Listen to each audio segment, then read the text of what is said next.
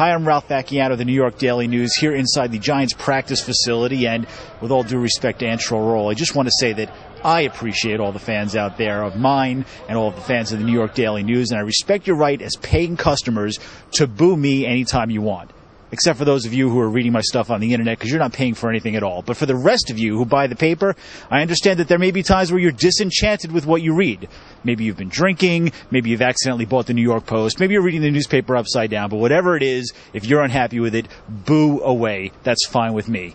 Hopefully, the Giants, though, won't give you much to boo this weekend. They're obviously getting ready for a big game against the Washington Redskins, looking to extend their winning streak to 2, maybe even putting a second good half together in a row. And they'll be facing their old nemesis, Donovan McNabb. It's their first chance to get a look at the former Eagles quarterback in a Washington Redskins uniform. You know how these games go. They're very physical. They're knockdown, drag them out football games. And so we've got to be prepared for that. It's going to be a 4-quarter football game.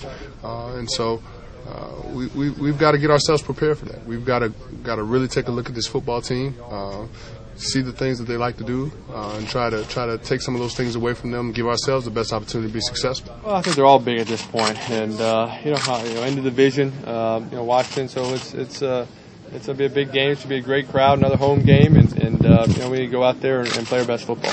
But there was plenty of good news for the Giants this week on the injury front, something that's been nothing but bad news for them in recent weeks. They're getting closer to the return of both of their offensive linemen, David Deal and Sean O'Hara, who were on the field this week. David Deal pushing hard for a return as soon as possible. And they got good news from their top receivers as well. Hakeem Nicks, Steve Smith getting closer. Steve Smith even said that there's a chance, small chance, that he can play this week.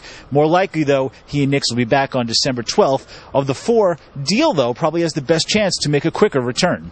I'm feeling a lot better, and today was a step in the right direction, being able to go out there and do individual and get some reps during team. But there's times where I feel great, and then there's times that I can feel it, and it'll remind me that I have it. So I'm just taking each day in stride like I have been, and just making sure that I'm doing everything I can to get ready to hopefully play this weekend. I'm aiming for the Minnesota game. That's my personal goal. See what the doctor's thinking, the trainers and everything. But my personal goal is try to get back by Minnesota. Now, in the meantime, while they're waiting for the cavalry to return, obviously the Giants will continue to focus on the running game. The 1-2 punch of Brandon Jacobs and Ahmad Bradshaw worked well against the Jacksonville Jaguars.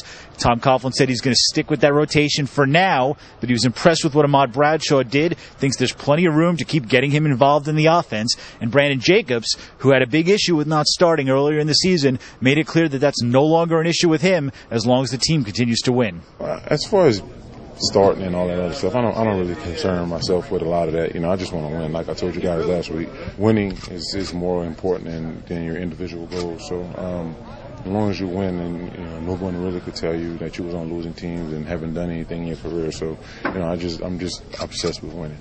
Now, a win this weekend would obviously be huge for the Giants. They are 7-4, still on the fringes of the playoff race. They're battling the Eagles for the division lead in a tie right now. They don't have the tiebreaker, but it's starting to look like 10 wins will be necessary to get into the playoffs in the NFC. So every game counts from here on out for the Giants. Make sure you stick with the blue screen all weekend long. We'll give you the full recap, and I'll promise I'll try to write things that won't make you boo.